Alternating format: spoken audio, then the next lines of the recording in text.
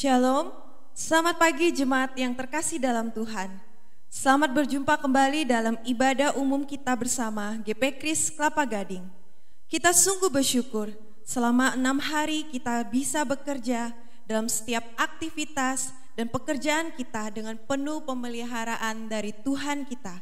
Kita bersyukur kita kembali diingatkan untuk menikmati hari yang istimewa yang dikuduskan oleh Tuhan kita. Mari saya undang jemaat untuk bangkit berdiri. Kita mengambil saat teduh sejenak untuk memulai ibadah kita.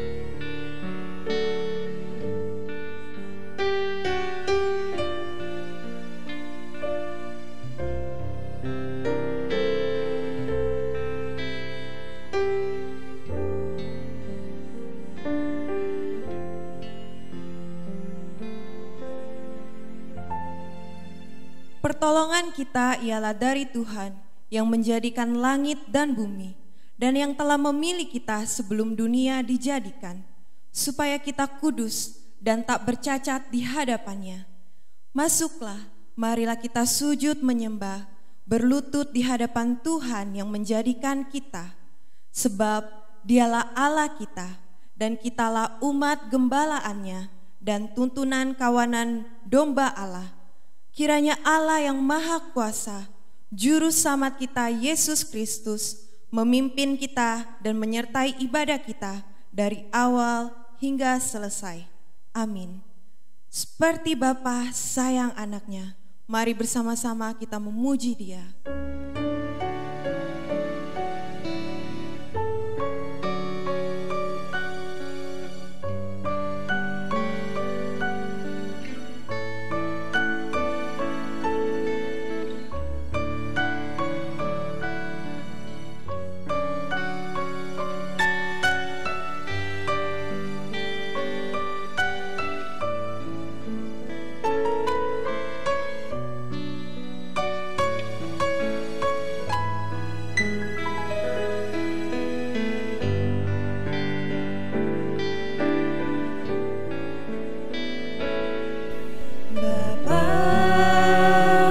Besar sungguh kasih setiamu, nyata sungguh perlindunganmu. Tak satu kuasa mampu pisahkan aku dari kasih-Mu.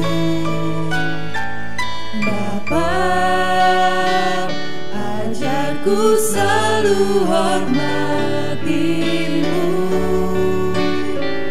ajarku turut perintah-Mu, berikan ku hati untuk menyembah-Mu dan bersyukur setiap waktu, seperti Bapa sayang anaknya.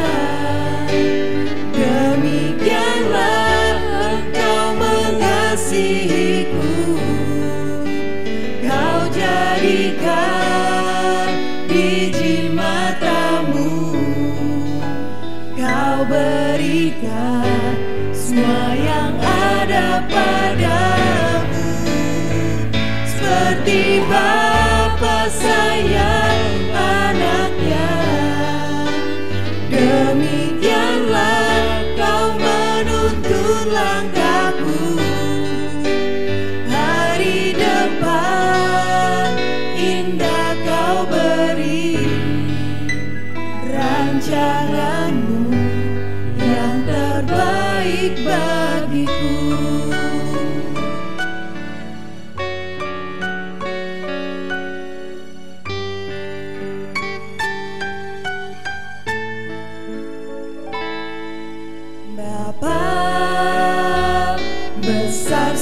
sungguh kasih setiamu, nyata sungguh perlindunganmu. Tak satu kuasa mampu pisahkan aku dari kasih-Mu. Bapa, ajarku selalu hormati-Mu, ajarku turut perintah-Mu, berikan ku hati untuk menyembah-Mu dan bersyukur setiap waktu. Seperti Bapa sayang anaknya, demikianlah Engkau mengasihiku. Kau jadikan biji mata-Mu, Kau berikan semua yang ada padamu. Seperti Bapa sayang anaknya, demikianlah Kau menuntun langkahku. Hari depan indah Kau beri, rancangan-Mu yang terbaik bagiku.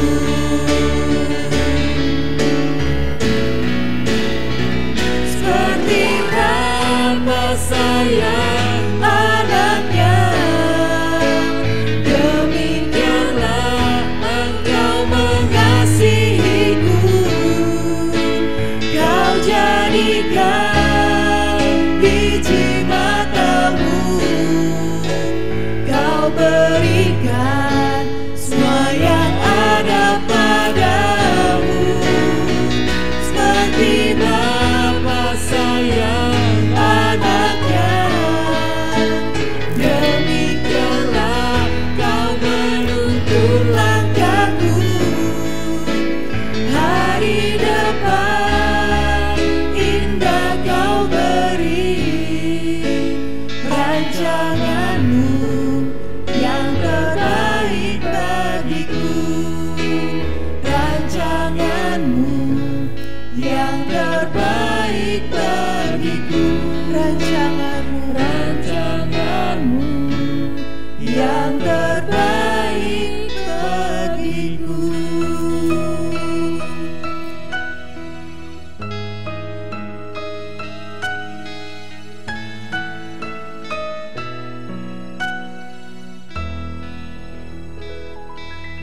Mari kita masuk dalam doa pembukaan.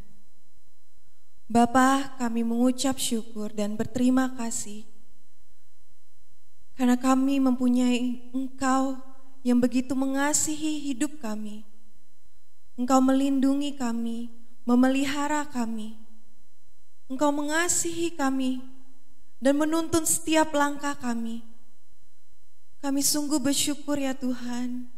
Kami punya Allah yang begitu luar biasa. Kami bersyukur untuk setiap karya Tuhan dalam hidup kami. Engkau Allah yang mendamaikan kami, menebus dosa kami, yang mengutus anak-Mu ya Tuhan, untuk memenangkan kami, memerdekakan kami dari dosa kami. Kami sungguh tak layak ya Tuhan untuk memanggil Engkau Bapa. Tapi kami sungguh bersyukur hari ini kami terus diingatkan untuk kembali datang beribadah pada Tuhan, berelasi dengan Tuhan. Dan kami mau memuji, menyembah Tuhan kami. Dan terlebih ya Tuhan, kami juga mau mendengarkan kebenaran firman Tuhan yang terus meneguhkan iman kami, menguatkan kami di tengah-tengah kondisi apapun yang harus kami alami. Terima kasih ya Tuhan, kami mau menyerahkan ibadah kami, biarlah Tuhan yang beracara di tengah-tengah kami. Roh Kudus Tuhan memimpin kami. Dari awal hingga akhirnya selesai ibadah kami serahkan ke dalam satu nama, Dalam nama Tuhan Yesus. Haleluya. Amin. Kita mempunyai Tuhan yang begitu besar, Tuhan yang ajaib, dan tak terbayang kebesarannya dalam hidup kita. Mari bersama-sama kita dengan penuh sukacita menyembah Dia. Ajaib Kau Tuhan.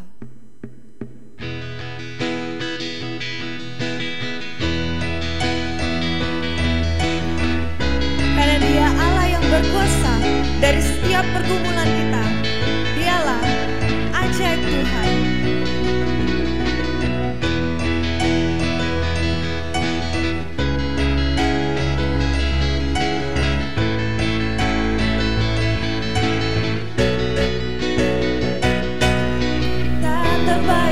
Kebesaranmu dan tak terbanding kekuatanmu Tuhan, Kau megah bagiku.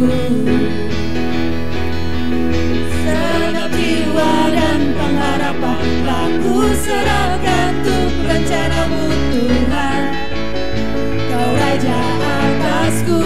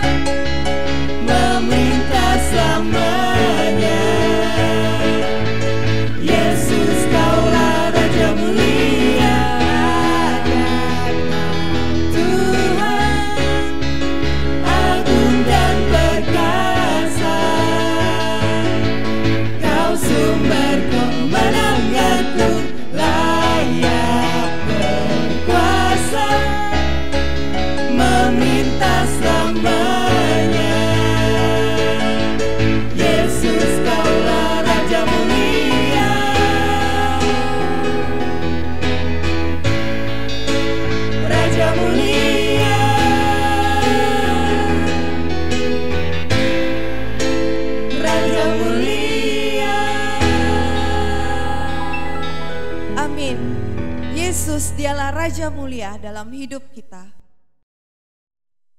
Mari jemaat, sebentar kita akan bersama-sama mendengarkan kebenaran firman Tuhan. Kita mempersiapkan hati kita. Kita mau setiap hari diperbaharui oleh firman Tuhan. Mari bersama-sama kita mengiringi firman Tuhan dengan sebuah pujian.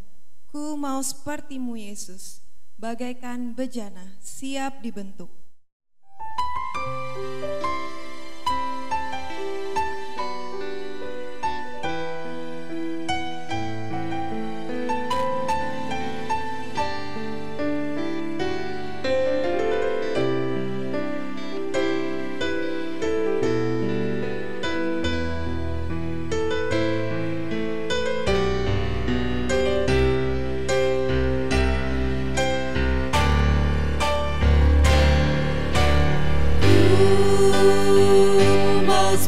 seperti-Mu Yesus, disempurnakan selalu dalam segenap jalanku, memuliakan nama-Mu.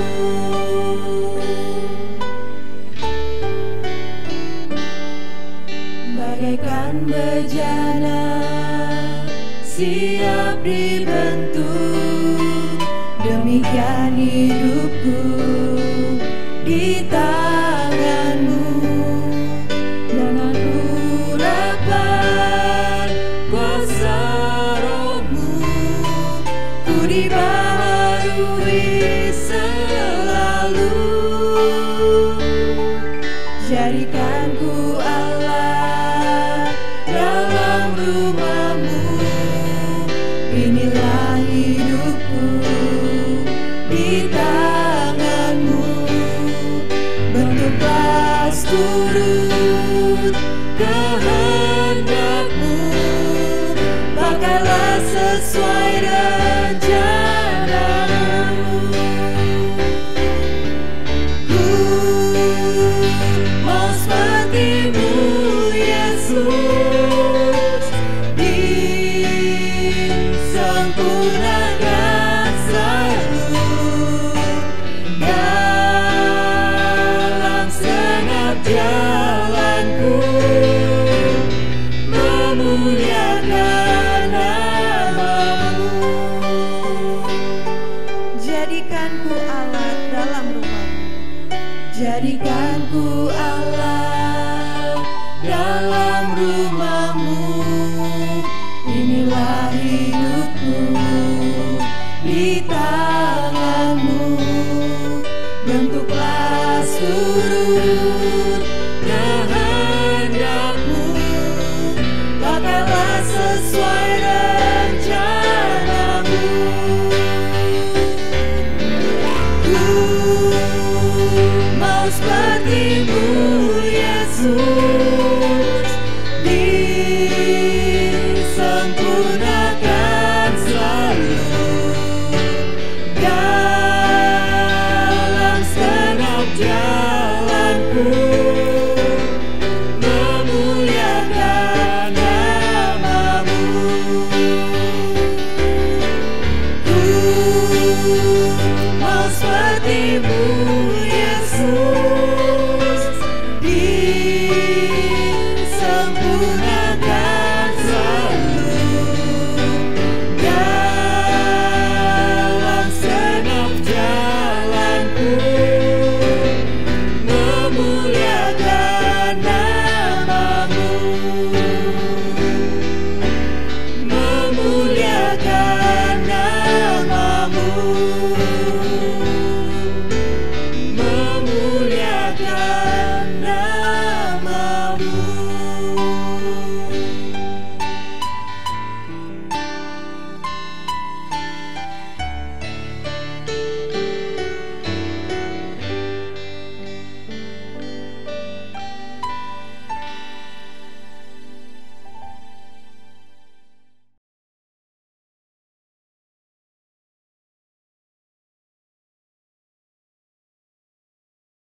Bapa, kami bersyukur dan berterima kasih kalau Tuhan masih mengizinkan kami untuk ada sebagaimana adanya hari ini.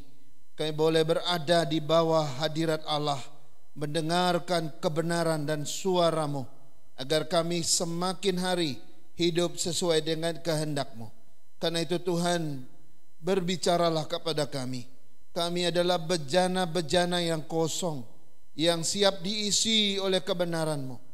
Bila Tuhan mengisinya dengan setiap kebenaran yang akan menjadi bagian dari kehidupan kami yang penting. Terima kasih Tuhan, biar Roh Kudus mau menuntun hamba-Mu dan setiap jemaat Tuhan yang boleh mendengarkan firman ini, agar kami semua melakukannya sesuai dengan kehendak Allah. Berfirmanlah kepada kami, karena hati kami telah siap. Dalam nama Yesus kami berdoa. Amin. Amin. Bapak Ibu Saudara-saudara sekalian, mari kita baca satu bagian dari firman Tuhan yang saya ambil dari Yohanes pasal 8 ayat 30 sampai ayat 36. Yohanes 8 ayat 30 sampai 36, demikian firman Tuhan. Setelah Yesus mengatakan semuanya itu, banyak orang percaya kepadanya. Maka katanya kepada orang-orang Yahudi yang percaya kepadanya itu, jikalau kamu tetap dalam firmanku, kamu benar-benar adalah muridku, dan kamu akan mengetahui kebenaran, dan kebenaran itu akan memerdekakan kamu. Jawab mereka, kami adalah keturunan Abraham dan tidak pernah menjadi hamba siapapun. Bagaimana engkau dapat berkata, kamu akan merdeka? Kata Yesus kepada mereka, aku berkata kepadamu, sesungguhnya setiap orang yang berbuat dosa adalah hamba dosa. Dan hamba tidak tetap tinggal dalam rumah, tetapi anak tetap tinggal dalam rumah. Jadi apabila anak itu memerdekakan kamu, kamu pun benar-benar merdeka. Saudara-saudara yang saya kasih dalam Tuhan, kita masih di dalam tema bulanan kita, merdeka dalam Kristus. Ya, dan hari ini kita bicara tentang seri yang kedua, yaitu kebenaran yang memerdekakan atau dimerdekakan oleh kebenaran. Nah, itu akan menjadi renungan kita hari ini. Nah, minggu lalu kita sudah melihat apa itu definisi daripada kemerdekaan. Bahwa kemerdekaan artinya freedom, kemerdekaan artinya kebebasan, gitu ya. Dan kita sudah melihat bahwa akhirnya di dalam Alkitab memberitahu pada kita bahwa kemerdekaan yang diajarkan Tuhan adalah kemerdekaan yang dibatasi oleh kemerdekaan orang lain, gitu ya. Indonesia boleh merdeka, tapi ketika Indonesia merdeka, bebas dari penjajah, dia tidak berarti suka-suka dia bebas kemana-mana, gitu ya. Karena batas negara orang lain juga ada. Jadi kalau Indonesia mencaplok negara orang lain akan marah. Jadi kemerdekaan kita hanya berlaku pada wilayah kita dan tidak berlaku pada wilayah orang lain. Karena itu otoritas negara lain, gitu ya. Jadi kemerdekaan itu tetap ada batasnya. Kita nggak mungkin melewati daripada kemerdekaan daripada batas itu. Nah, kita sudah belajar juga bagaimana kemerdekaan yang diajarkan oleh Allah sendiri pada kita, bahwa kemerdekaan Allah saja itu dibatasi oleh yang namanya hukum moralnya, dan di mana dia tidak pernah berbuat sesuatu yang melampaui kesuciannya, dia tidak pernah melakukan sesuatu yang melampaui keadilannya, tidak pernah melampaui kasihnya, dan dia tidak pernah melakukan sesuatu yang melampaui kebenarannya. Semuanya ada di dalam hukum moral itu, saudara-saudara. Nah, mari kita lihat apa itu kebenaran yang memerdekakan, ya. Apa itu atau yang dimaksud dengan kebenaran yang memerdekakan? Ayat 30 sampai 33 menyebutkan begini. Setelah Yesus mengatakan semuanya itu, banyak orang percaya kepadanya. Maka katanya kepada orang-orang Yahudi yang percaya kepadanya, jikalau kamu tetap dalam firman-Ku, kamu benar-benar adalah murid-Ku, dan kamu akan mengetahui kebenaran, dan kebenaran itu akan memerdekakan kamu. Saudara, dari 30 dan 30a ini menarik ya, bahwa ada sesuatu yang Yesus katakan ya sebelum ayat yang kita baca. Nah, apa yang Yesus katakan sebelum ayat yang kita baca? Ternyata Yesus sedang khotbah tentang dua topik kepada mereka. Yesus sedang berkhotbah bahwa dia adalah terang dunia.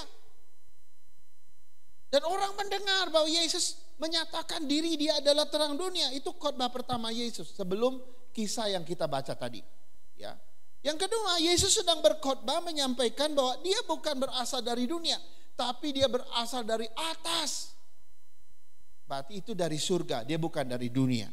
Nah, dari dua topik khotbah yang disampaikan oleh Yesus ini, dikatakan oleh ayat 30 yang kita baca tadi, banyak orang percaya kepada Yesus.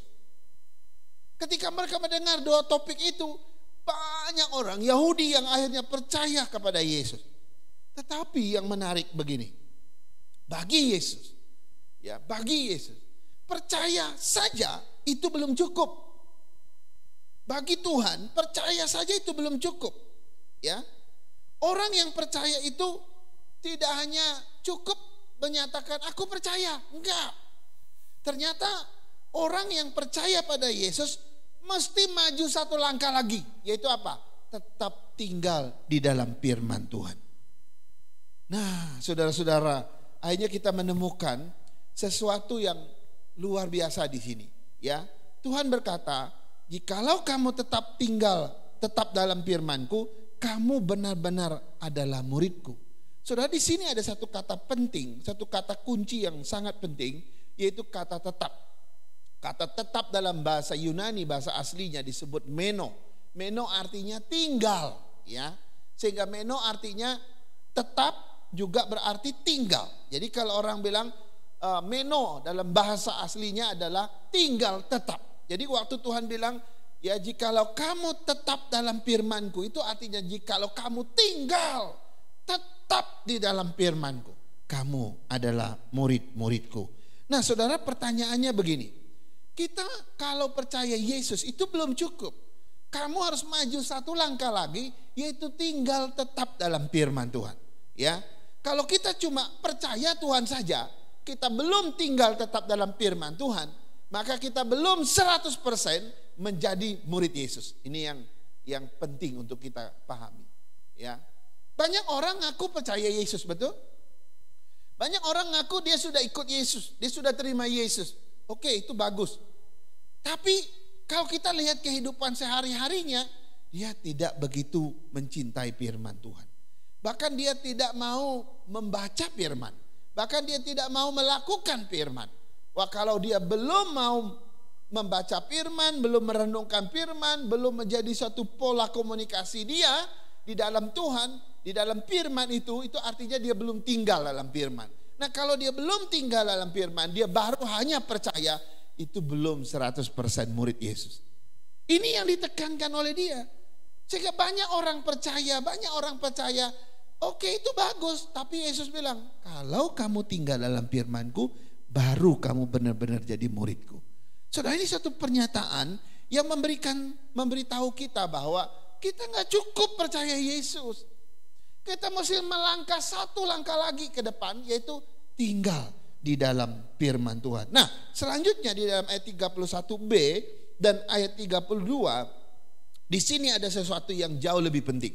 Dikatakan begini, jikalau kamu tetap di dalam firman-Ku, maka kamu benar-benar adalah murid-Ku, dan kamu akan mengetahui kebenaran, dan kebenaran itu akan memerdekakan kamu.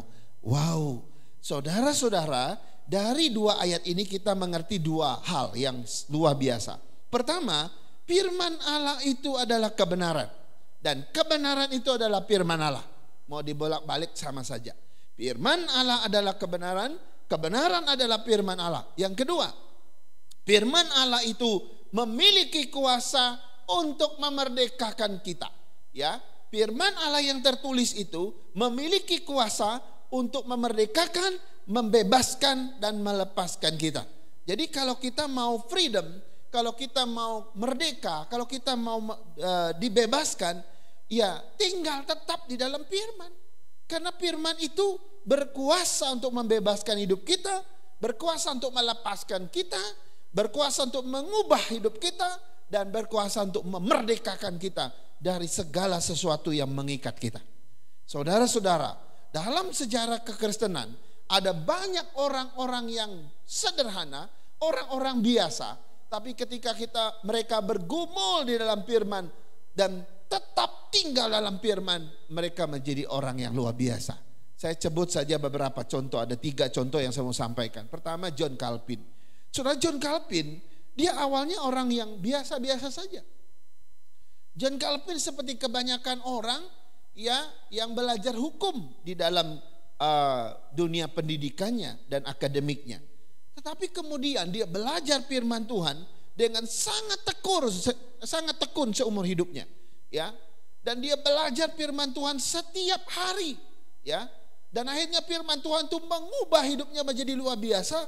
Kemudian akibat dia tinggal tetap dalam firman itu, dia akhirnya berhasil membuat tafsiran yang lengkap mulai dari Kejadian sampai daripada kitab Yudas, kecuali Wahyu dia tidak lakukan karena dia pikir di dalam kitab Wahyu itu ada banyak otoritas Tuhan yang gak mungkin bisa dijelaskan oleh manusia. Karena itu dari Kejadian sampai Yudas dia membuat tafsiran lengkap dari semua kitab itu. Kalau semua kitab 66, maka 65 dia sudah bikin tafsirannya luar biasa. Sehingga dia dikenal sebagai bapak hermeneutik. John Calvin disebut sebagai bapak penafsir. Kenapa? Karena dia orang pertama yang membuat tafsiran yang sangat lengkap terhadap Alkitab. Itu karena apa? Karena kecintaan dia untuk tinggal tetap di dalam firman. Nah saudara, kemudian kita tahu John Calvin ini akhirnya menjadi seorang yang sangat mempengaruhi seluruh dunia. Ya, bahkan orang-orang yang bukan Kristen pun mengakui kehebatan pemikiran John Calvin, saudara-saudara. Dan banyak pemerintah-pemerintah di dunia ini justru menjalankan pemerintahannya dengan memakai pemikiran daripada seorang yang bernama John Calvin. Saudara, itu terjadi karena dia tinggal tetap dalam firman.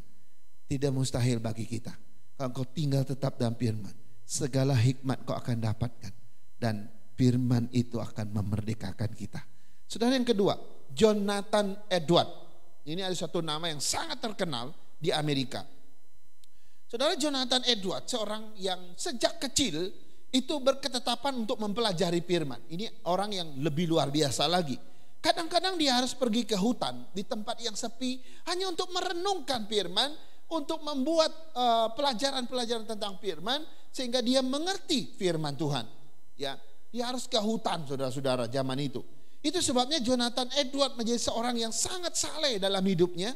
Ya, kenapa? Karena hidupnya dipenuhi dengan firman. Setiap tulisan-tulisannya, orang yang membaca tulisan Jonathan Edward, mereka bisa membaca bahwa orang ini kaya dengan firman karena dia setiap hari belajar firman.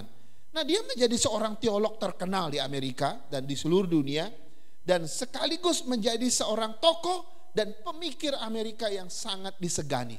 Dan ini adalah seorang yang akhirnya dikenal sebagai seorang yang luar biasa karena ia tinggal tetap di dalam firman Tuhan. Orang yang terakhir yang saya mau sampaikan, dia adalah John Sung. John Sung adalah seorang Tiongkok yang sangat jenius sekali. Dia pergi ke Amerika, dia sekolah, ada kuliah di sana. Dia kuliah di bidang kimia. Saudara tahu, John Sung menyelesaikan kuliah bagian kimia ini itu dengan sangat-sangat luar biasa. Dia lulus lebih cepat daripada banyak yang lain dan dia terkenal begitu pintar dan jenius. Dia lulus dengan cum laude sehingga universitas memberi dia kunci emas yang luar biasa. Nah, John Sung ini suatu ketika dia ikut kebaktian kebangunan rohani. Waktu dia mendengar firman Tuhan, hatinya terketuk, tersentak. Baru kali ini dia mendengar ada firman Tuhan. Dan dia baru tahu yang namanya Alkitab. Akhirnya membuat dia gelisah, gak bisa tidur. Dia akhirnya penasaran, dia baca Alkitab.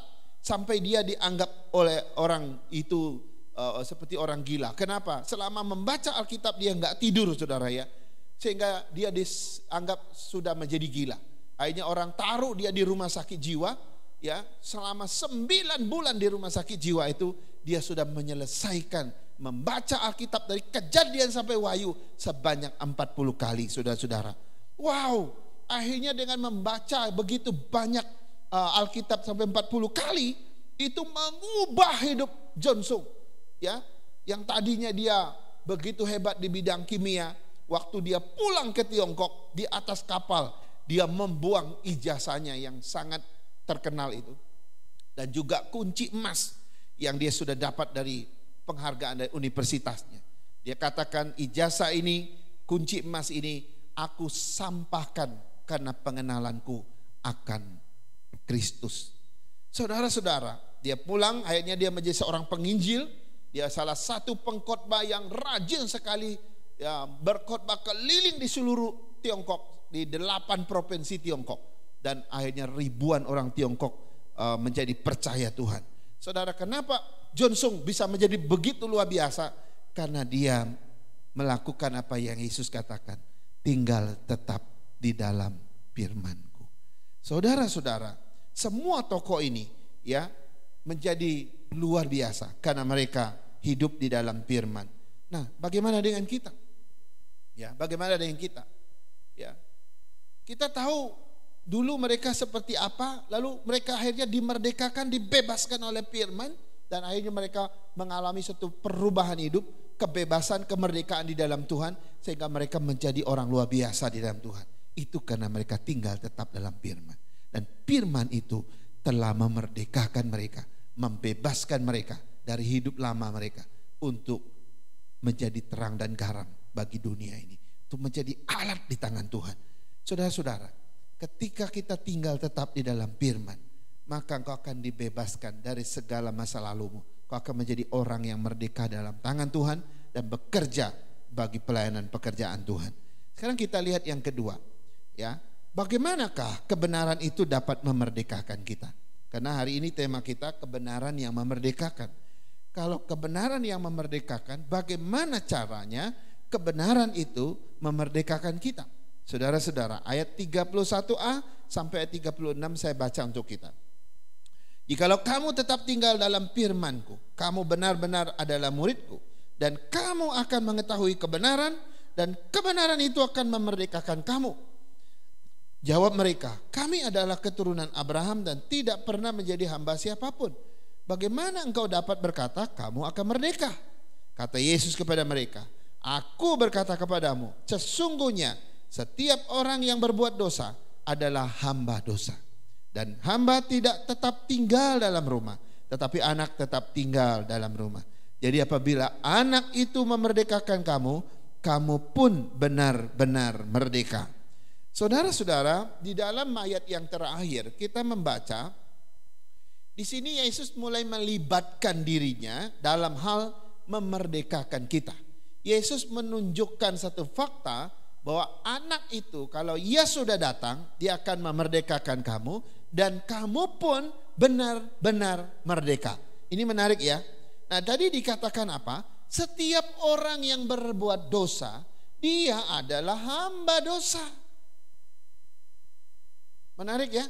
Setiap orang yang berbuat dosa, maka statusnya adalah hamba dosa.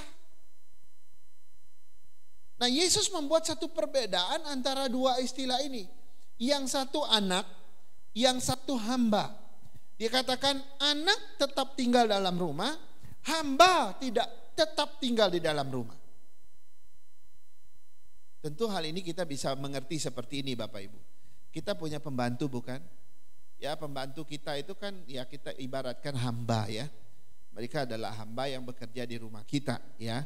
Nah, hamba itu kadang-kadang pulang pergi kerja di rumah kita ya. Dia nggak tinggal di rumah. Kalaupun dia tinggal di rumah itu bukan sebagai pemilik. Statusnya tetap sebagai hamba. Dia tidak berhak atas rumah itu sebenarnya. Cuma karena dia kerja di situ sehingga dia numpang sebenarnya. Tapi kalau anak beda. Anak dari pemilik rumah dia akan tetap tinggal di rumah.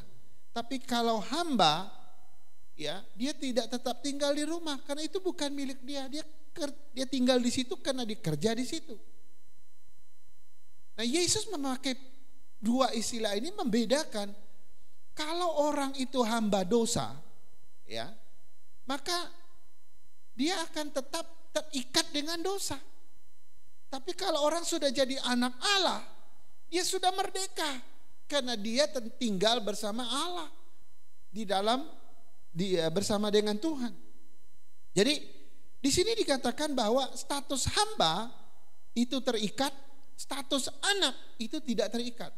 Status hamba itu nggak merdeka, dia nggak bebas. Tetapi status anak itu merdeka, dia bebas. Betul kan? Yang namanya pembantu di rumah kita kan dia nggak bebas ngapa-ngapain kan, dia hanya ngerjakan apa yang diperintah. Tapi kalau anak, dia bebas apa saja, karena dia adalah status anak dari orang yang memiliki rumah itu, Ini dua status yang berbeda. Jadi kalau aku masih hamba dosa, aku masih belum merdeka. Aku ini masih terikat oleh dosa karena aku hamba dosa.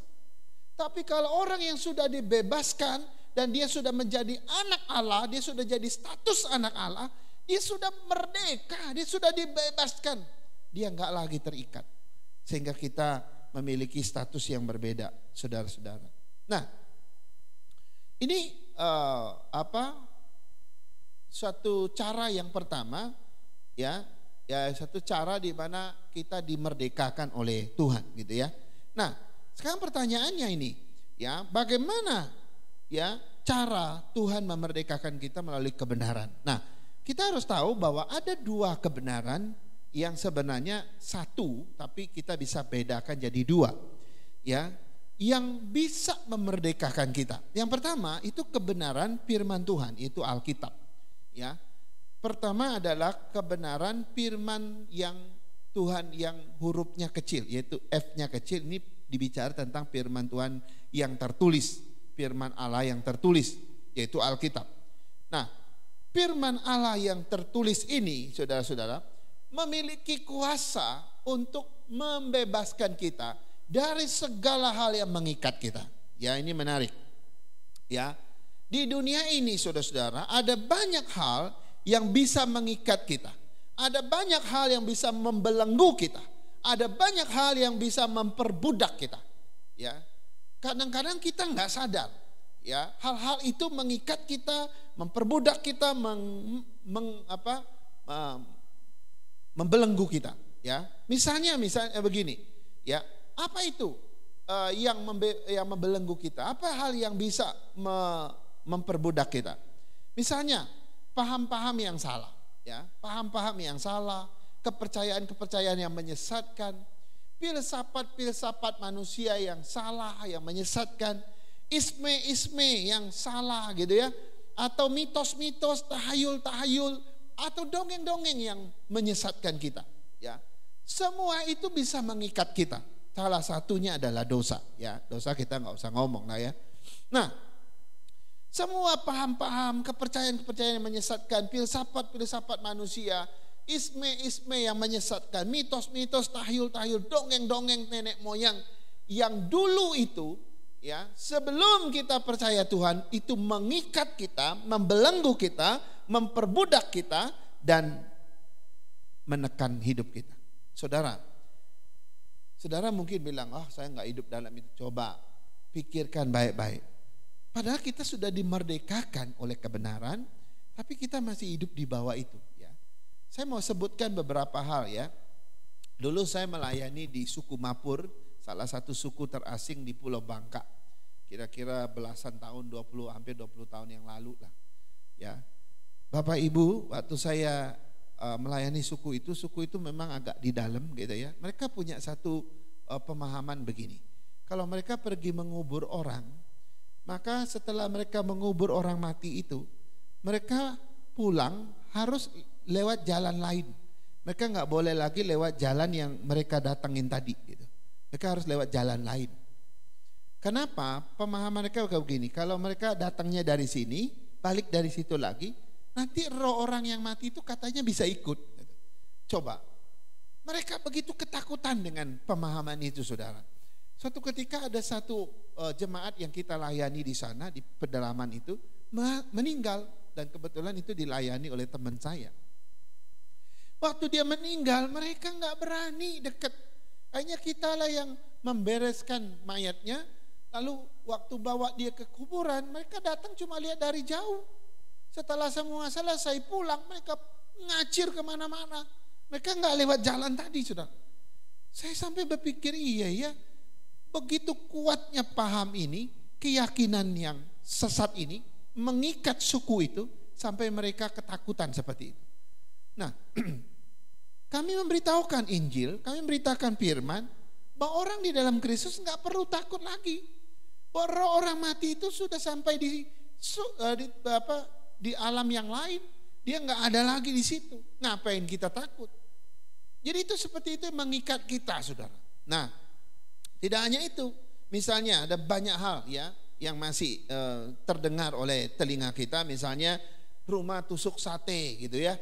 Wah, kalau pas rumah kita di posisi tusuk sate gitu ya, katanya rumah tusuk sate itu bisa membawa sial, nggak membawa rezeki gitu ya. Wah, akhirnya kita kalau mengalami kehidupan yang susah, lalu kita bilang ini kena rumah ini tusuk sate gitu. Ini pemahaman kepercayaan yang salah, saudara ya. Lalu ada juga kalau ada burung gagak yang bertengger di jendela kita atau di dekat rumah kita, itu tanda sesuatu bakal terjadi gitu ya. Atau kalau tabrak kucing itu bisa bawa sial gitu ya. Ada lagi, kalau anak gadis duduk di pintu rumah kita gitu ya, maka anak gadis itu akan jadi susah jodoh gitu ya. Banyak sekali, saudara. Kalau bersiul pada malam hari itu akan mengundang setan datang gitu ya. Lalu kalau makan sayap ayam, itu bisa buat jodoh kita makin jauh gitu ya. Ya makin pergi gitu karena terbang pakai sayap gitu ya. Lalu kalau potong kuku pada malam hari bisa mengundang makhluk halus katanya ya. Lalu kalau ibu hamil itu kalau jalan kemana-mana mesti wajib membawa gunting, karena gunting itu bisa menolak balak gitu katanya ya. Lalu ada lagi, kalau cermin pecah tiba-tiba maka itu tandanya akan terjadi musibah. Wow, saudara, kita capek dengan paham-paham ya, mitos-mitos, dengan isme-isme yang mengikat kita, membelenggu kita ya, dengan memperbudak kita selama ini. Nah, ketika saya percaya Yesus, ketika saudara percaya Yesus, maka firman Tuhan akan memberitahu kita bahwa kita nggak perlu lagi terikat dengan ini. Maka firman Tuhan itu akan membebaskan kita, memerdekakan kita, melepaskan kita dari belenggu-belenggu ini, sehingga kita bebas. Ya, kita nggak perlu lagi takut sana sini. Kenapa? Karena semua ini sudah diberitahu oleh firman Tuhan bahwa itu tidak benar, maka semua harus ditinggalkan. Jadi ini sesuatu yang sangat penting, saudara ya. Jadi yang namanya kebenaran firman Tuhan, dia memiliki kuasa untuk melepaskan, membebaskan dan juga memerdekakan kita, saudara. Kemarin ada yang tanya saya ya, mau saya kalau keluarga kita meninggal, lalu keluarga yang meninggal itu pernah bilang nanti saya dikuburin di mana gitu. Kita wajib nggak ngikutin? Wow, bagi budaya tertentu kalau itu permintaan orang sudah mati, itu jadi sakral, ya, sehingga mereka wah, kita nggak boleh tidak melakukannya. Ya, baru-baru ini Indonesia dihebohkan dengan ada orang menyumbang 2 triliun untuk membantu korban COVID. Wow, heboh. Di sana sini orang heboh. Karena belum pernah ada orang nyumbang segitu banyak seumur hidup, mungkin seumur bangsa ini berdiri kali ya. Tapi ternyata orang yang nyumbang itu atas nama dia itu udah lama meninggal sebenarnya. Tapi anak-anaknya mengikuti jejak almarhum ayah mereka yang begitu peduli kepada kemanusiaan. Lalu pernah mendengar petuah dia yang mengatakan bahwa kalian harus juga bisa membantu orang dalam kesusahan. Nah, anak-anaknya inilah yang menyumbang 2T itu, tapi atas apa yang dulu pernah ayah mereka sampaikan. Saudara, apa keinginan orang yang sudah mati itu harus kita ikuti? Kalau kita harus ikuti dan anggap itu sebagai sesuatu yang sakral, maka kita belum merdeka loh. Orang yang dimerdekakan oleh firman Tuhan, itu dia tidak lagi ikutin yang namanya paham-paham isme-isme, palsapa, tahayul itu udah gak ada lagi. Ya. Emang kalau kita gak ikutin dia akan marah? Enggak. Lalu kalau kita ikutin dia akan tambah memberkati kita? Enggak juga, enggak ada hubungan sama sekali. Oke lah, waktu dia minta nanti kalau saya mati nanti dikuburin di mana? Ya kita mungkin iya, tapi nanti pada saatnya tiba mungkin bisa saja kita berubah di suatu tempat yang menurut kita yang masih hidup itu yang paling tepat. Kita berdasarkan firman Tuhan. Jadi kita enggak perlu lagi terikat dengan semua ini. Karena kebenaran Tuhan itu berfungsi dan berkuasa melepaskan dan membebaskan kita, memerdekakan kita dari semua paham, kepercayaan yang menyesatkan, mitos-mitos, tahayul, apalagi palsapa, wow, isme yang macam-macam. yang sangat membuat kita capek dan lelah untuk menjalankan. Kita sudah bebas kok, kita sudah merdeka kok. Kita merdeka untuk melakukan apa saja yang baik untuk kemuliaan Tuhan. Kan kita lihat yang kedua. Ya. Cara yang kedua adalah kebenaran Kristus sebagai anak Allah itu telah mengalahkan kuasa dosa di atas kayu salib. Ini cara kedua, kebenaran membebaskan kita. Tetapi kebenaran yang dibicarakan di sini adalah Kristus firman Allah yang hidup. Itu F-nya besar. Kristus firman Allah yang hidup. Dalam 1 Korintus 15 ayat 55 dan 56 berkata, "Hai maut, di manakah sengatmu? Sengat maut ialah dosa." Nah, saudara, sengat itu apa? Saya mau kita mengerti sengat, ya. Beberapa tahun yang lalu ada orang Belitung, opname di salah satu rumah sakit di Jakarta ini, karena dia disengat sejenis lebah yang buat sarang di dalam tanah. Itu lebahnya gede, ada warna kuningnya. Itu kalau nggak salah beberapa biji itu, ya waktu dia meratakan tanah itu dengan traktornya, lalu lebah itu marah, cari dia, lalu sengat punggungnya beberapa biji itu. Wah, dia langsung demam sampai dia kulitnya mengelupas, lalu dibawa ke Jakarta. Ya mohon maaf, saya sempat besuk dia 2 kali dan akhirnya dia lewat. Saudara, luar biasa loh sengat itu. Sengat artinya apa? Racun. Kita kalau tersengat listrik kita juga bisa mati kan? Itu juga tersengat kan namanya. Sengat itu mematikan, sengat itu melumpuhkan. Sengat itu seperti racun yang mematikan, melumpuhkan seseorang. Nah, itulah dosa. Dosa itu sengatnya maut. Maka orang yang kena dosa, kena sengatnya maut ini, yaitu dosa, itu akan melumpuhkan kita, mematikan kita, sehingga kita nggak bisa apa-apa. Kita butuh tangan Tuhan yang berkuasa untuk memerdekakan, melepaskan kita dari dosa ini. Dan puji Tuhan, dikatakan bahwa Yesus telah menang atas maut. Oleh kemenangan Kristus, maut telah tertelan. Sengat maut itu sudah ditelan dalam kemenangan Kristus. Sehingga apa? Dosa tidak lagi bisa menyengat kita. Dosa tidak bisa lagi melumpuhkan kita. Dosa tidak bisa lagi mengikat kita. Dosa tidak bisa lagi memperbudak kita, karena kita sudah dimerdekakan oleh firman Allah yang hidup, yaitu Kristus. Inilah kemenangan kita. Kemenangan bersama Kristus dan kemerdekaan yang total. Jadi kalau orang bicara kemerdekaan cuma sebatas kemerdekaan fisik, itu belum kemerdekaan yang sejati. Kemerdekaan yang sejati adalah kemerdekaan yang karena bebas dari dosa, dilepaskan dari dosa. Dosa tidak lagi menjadi sengat yang menyakitkan. Dosa tidak lagi menjadi sengat yang mematikan, yang melumpuhkan, yang mengikat, yang memperbudak kita. Karena Kristus yang menang telah memerdekakan engkau dan saya. Inilah caranya Tuhan memerdekakan lewat kebenarannya. Mari kita berdoa. Tuhan, terima kasih. Kami bersyukur dengan kebenaran Tuhan ini. Tuhan terus jelaskan melalui firman, melalui Roh Kudus Tuhan. Sehingga kebenaran firman ini kami benar-benar memilikinya dan menghidupinya. Dan olehnya kami dimerdekakan. Tuhan, jika ada di antara kami yang masih terikat oleh sengat maut, yaitu dosa, yang masih diperbudak oleh sengat maut ini, oleh dosa itu, dalam nama Yesus, oleh firman Allah yang tertulis, dia boleh dilepaskan. Oleh firman Allah yang hidup, yaitu Kristus, ia boleh dibebaskan. Tuhan, terima kasih. Biarlah firman Tuhan hari ini menjamah setiap kami, membebaskan setiap kami dari ikatan-ikatan dosa, sehingga kami boleh kembali hidup memuliakan Tuhan. Inilah doa kami Tuhan, dalam nama Yesus yang punya firman kami berdoa. Haleluya. Amin. Amin.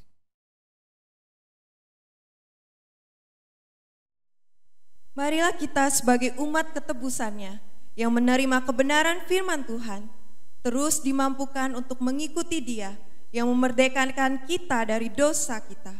Mari kita responi firman Tuhan dengan pujian, Ku memilih Yesus, KPPK 325.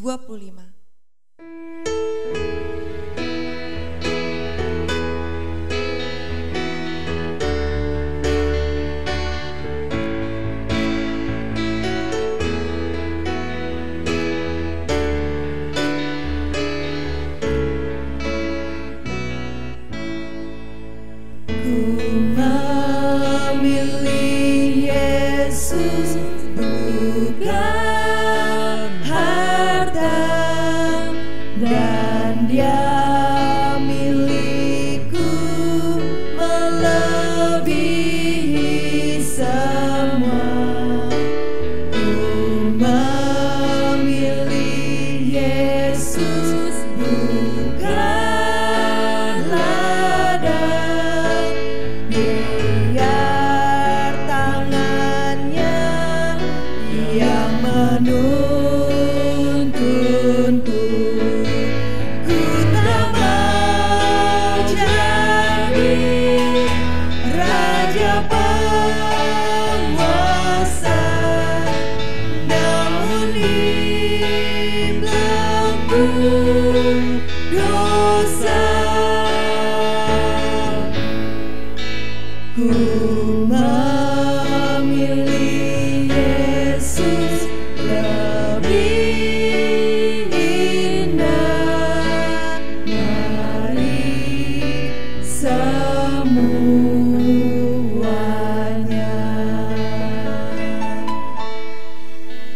Ku memilih Yesus, lebih mulia, setia padanya, dan puaskan hatinya. Ku memilih Yesus, lebih indah, dan dimuliakannya penuh setia. Ku tak mau jadi raja penguasa, namun di belenggu dosa. Ku memilih Yesus, lebih indah dari semuanya. Musik saja.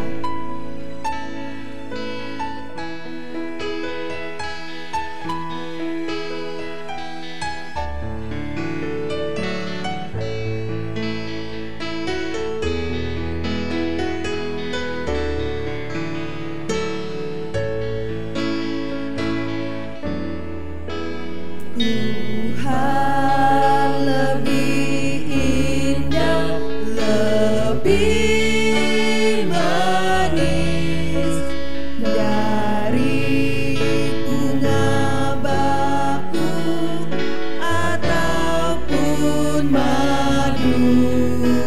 Jiwa dahagaku hampiri Dia, penyertaannya sungguhlah indah. Ku tak mau jadi raja penguasa, namun di belenggu dosa. Ku memilih Yesus, lebih indah dari semuanya.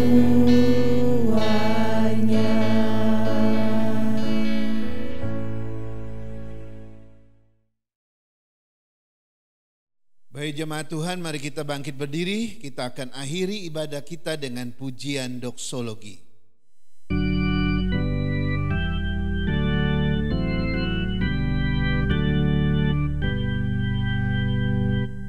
Puji Allah Bapa Putra,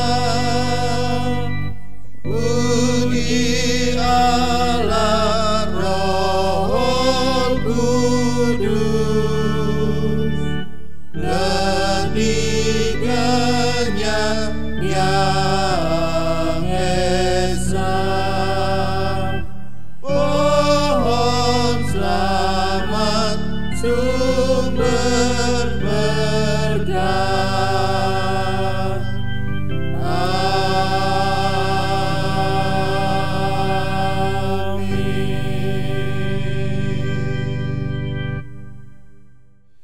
Tuhan yang Tuhan Yesus kasihi, marilah kita kembali ke tempat kita masing-masing. Kita pulang sebagai orang-orang yang telah mengalami kemerdekaan oleh karena kebenaran. Dan kebenaran Kristus yang telah membebaskan dari sekarang selamanya. Terimalah berkat Tuhan. Kiranya kasih dari Allah Bapa kita, anugerah dari Tuhan kita Yesus Kristus, penghiburan, penyertaan dan pimpinan dari Allah Roh Kudus, kiranya memimpin dan menyertai saudara-saudara sekalian hari ini, besok dan seterusnya sampai hari Maranatha. Tuhan Yesus datang menjemput kita saleh-salehnya. Amin. Amin. Amin.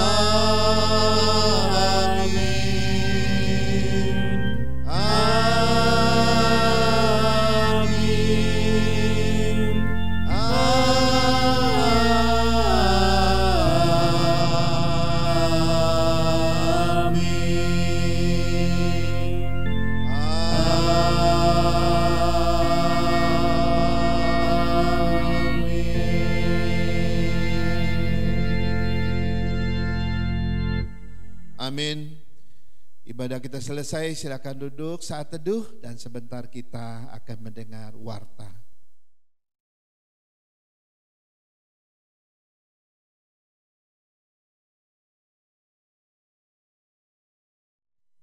Shalom Bapak Ibu Saudara-saudara sekalian, selamat hari Minggu, selamat beribadah kepada Tuhan. Kami terus berdoa supaya ibadah kita terus memberkati setiap kita dimanapun kita berada, menumbuhkan iman kita dan menguatkan jiwa kita, roh kita di tengah-tengah pandemi ini. Amin ya. Izinkan saya menyampaikan beberapa warta untuk kita. Yang pertama, hari Kamis ada ibadah doa seperti biasa, tetapi itu lewat IG Live. Nanti linknya akan diberitahukan jamnya dan Bapak Ibu boleh menyiapkan diri untuk mengikutinya secara live melalui IG. Kemudian hari Sabtu seperti biasa jam 17.30 itu ada persekutuan dan Bible study anak-anak remaja kita. Kita bersyukur ada satu anak remaja boleh bergabung dengan teman-teman mereka yang lain, dan biarlah dia juga boleh bertumbuh bersama-sama. Kemudian malamnya ada pemuda jam 19.00 dan mereka juga giat di dalam persekutuan, di dalam ibadah. Biarlah mereka juga bertumbuh di dalam Tuhan ya, di usia mereka yang masih muda, dan dalam meraih cita-cita mereka tetap mengandalkan Tuhan. Kemudian hari Minggu seperti biasa pukul 9 pagi itu ada kelas-kelas sekolah minggu. Ayo para papa, para mama dan juga opa-oma mendorong anak-anaknya, cucu-cucunya untuk ibadah sekolah minggu. Mereka belajar tentang Tuhan di usia dini mereka. Kemudian 10.30 adalah ibadah umum. Ya, tentu kami mengundang Bapak Ibu yang dengan setia untuk selalu ibadah dalam ibadah online kita secara bersama-sama setiap pukul 10.30 hari Minggu.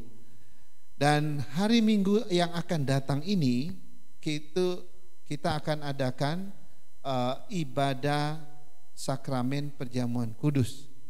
Dan ibadah sakramen perjamuan kudus ini adalah satu ibadah khusus setiap bulan sekali. Dan kami mengumumkan seperti biasa bahwa setiap jemaat silakan mempersiapkan peralatannya seperti anggur atau seperti roti, dan lalu mengikutinya dengan tertib lewat bimbingan atau aba-aba dari ibadah kita seperti biasa. Lalu mohon siapkan dirinya dengan baik supaya waktu kita makan dan minum perjamuan kudus dan semeja dengan Tuhan, kita sungguh-sungguh serius menghadapi meja Tuhan dengan hati yang suci, hidup yang suci di hadapan Allah. Dan saya atas nama hamba Tuhan dan para diaken mengucapkan banyak terima kasih kepada Bapak Ibu yang dengan setia memberikan persembahan dan persepuluhannya. Kami percaya Tuhan mendengar dan Tuhan melihat apa yang menjadi pergumulan Bapak Ibu, dan pasti akan memberkati Bapak Ibu dengan cara Tuhan yang ajaib. Demikian warta dari saya, kiranya Tuhan menolong kita sampai ketemu hari Minggu yang akan datang. Tuhan Yesus memberkati.